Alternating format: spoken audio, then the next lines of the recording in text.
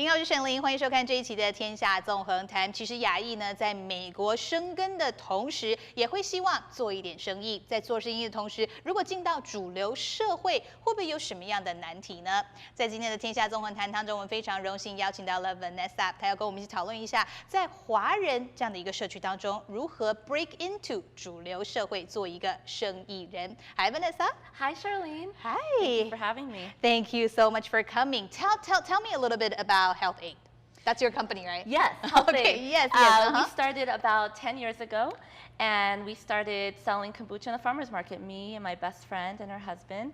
We started with this idea that we were going to bring the best tasting and highest quality kombucha to the marketplace, and we did just that.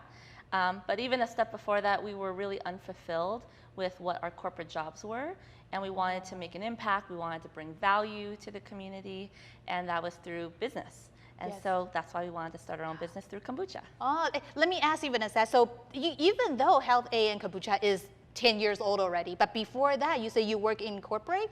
I did. Right? May I know what kind of job have you had before? Yes, I was in pharmaceutical sales for a couple years with a top company, for Forbes 50, Pfizer, GSK, and they were great companies, but it just wasn't the life for me.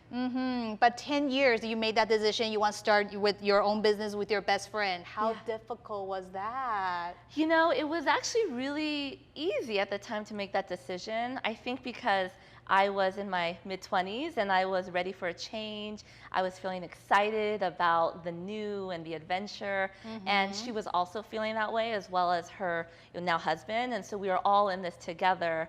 Oftentimes people say that it's hard to start with your friend and make that change, but honestly, I feel really thankful that we started together, and I think the better success of our business is that we stayed best friends and they're still married. Oh, that's good. Yeah. Within this 10 years, tell us a little bit about the gradual changes throughout the time. Yeah, the company has transformed from literally zero, one bottle of kombucha, to close to $200 million in retail sales. So in the beginning, it was just us. We would sell in the farmer's market in 2012, 2013. We slowly but surely grew to 7 farmers markets, and that was hard work. It was getting up at 3 a.m. It was back-breaking work every weekend, but we were growing so fast. We were selling out every weekend. We finally got investment in 2013, which helped to give us the capital to grow, and from there we started selling wholesale. In 2014 was our first entry into the grocery store world. And then from there, we grew like wildfire across the U.S. And really proud to say that from then to now, we have close to 150 employees. We self-manufacture kombucha still in our brewery. We're in close to 45,000 doors.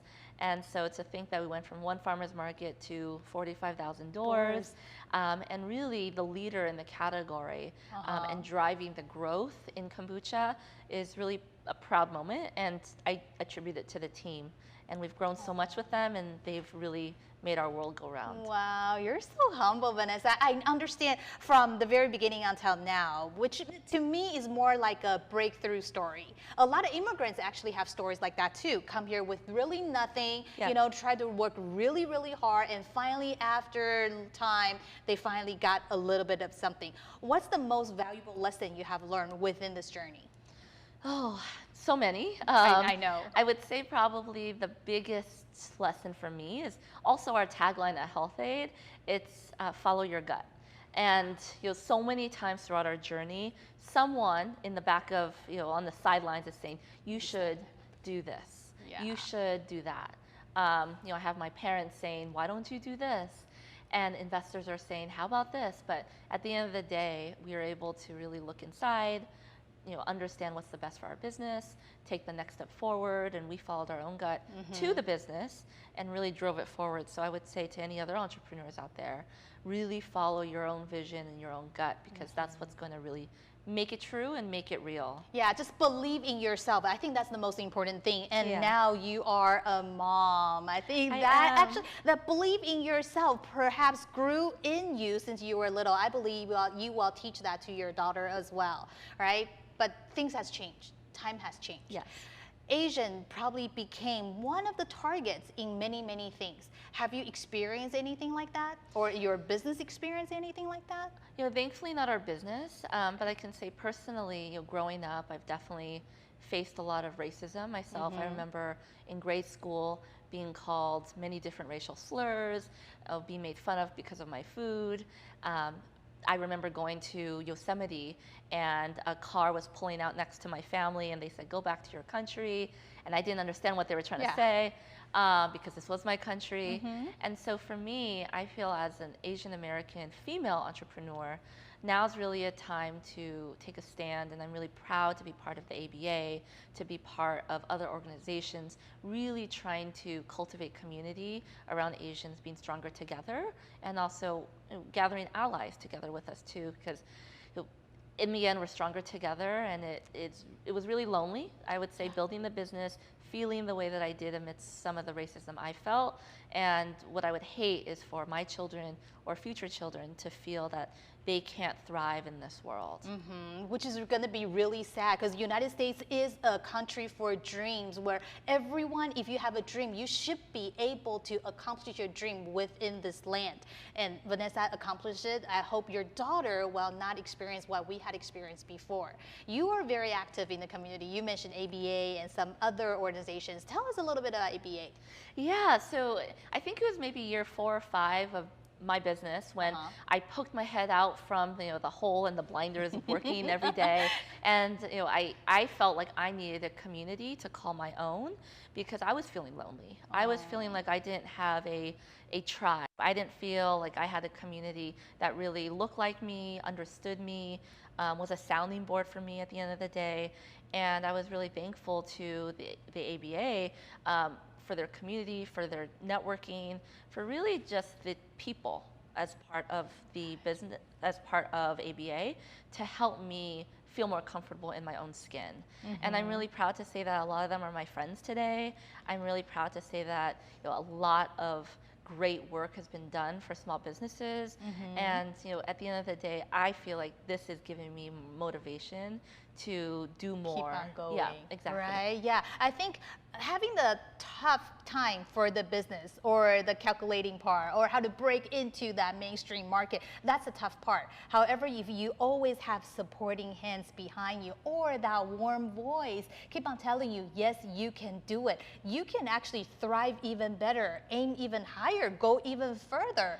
ABA plays that role very well. 100%. I would say you're exactly right, because at that time in the business for me, I needed to elevate myself professionally, and I found that through ABA, both through the people, through the programs. One example is the Women's Symposium.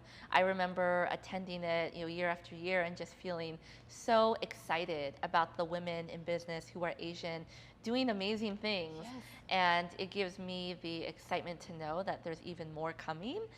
So that kind of gives me the fuel to go a little further. Right, and action definitely speak a lot louder than the words, because Asian women, they can actually be very successful in almost every field, not just stay home, taking care of their kids, engineering, business entrepreneur, being a lawyer, doctor, all over different fields. Yeah, right? All of them. We can do anything we want. Right, exactly. As long as you have the drive and as long as you believe in yourself, that's very important. Any suggestions for younger female entrepreneurs?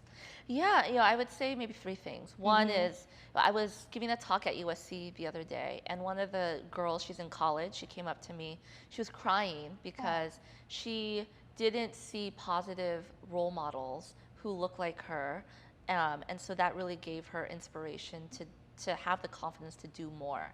And so I would say, seek out those role models if you don't have them in your life. 2 is, there's a lot of education that needs to happen in whatever you want to do, whether it be engineering, entrepreneurship. Make sure that you know your stuff so that no one can question you, and you can go toe-to-toe with whoever it is. Because checking someone is often kind of the best way in your own classy way. And I would say the 3rd thing is stay true to yourself. As a female, I truly believe that we have our own sparkle that makes us us. Yes. Something that honestly men just don't have. True, that's what we're called, females, exactly. not males. Yeah. And so I started to lose my sparkle a little bit, and I just think that it's important for whatever your special thing is to hold that true, to make sure that that always shines, because that's gonna really stand above so much more. True. You know, for that 3 points, I think I feel that because finding a role model actually gives you the drive to go toward your goal a little bit more, because you see people are being very successful, right? At the same time, you need to somehow build your own knowledge so people will not be like, oh, you're actually just the shell is how you look outside. Third one, really be shine outside, but be truthful to yourself inside. Yeah, right? exactly. That's really, really nice. That caring and that listening is, I would say, probably the most important if you're on the outside of the community, because it just lets us know that you're there and that you care. I think ABA does that a lot too. Yeah, right? 100%. Because ABA actually is an organization that can help each entrepreneur to shine and thrive. Yes, definitely, through education events, networking events, and even in the AAPI month, there's a campaign being supported by ABA, Have You Eaten Yet?, to help really cultivate community around Asian businesses, especially because food is our love language. So there's so many different ways ABA is really helping in that way. 所以千万不要忘记了，其实 ABA 呢是一个大家都可以去的地方，在这个地方你可以找到同样的眼睛、同样的头发、同样的身形、同样的声音、同样的有你这样的 drive， 同样有你想要的这个梦想，一起走在这条路上，让你不会觉得孤单，而且有这一双可以 support 的手。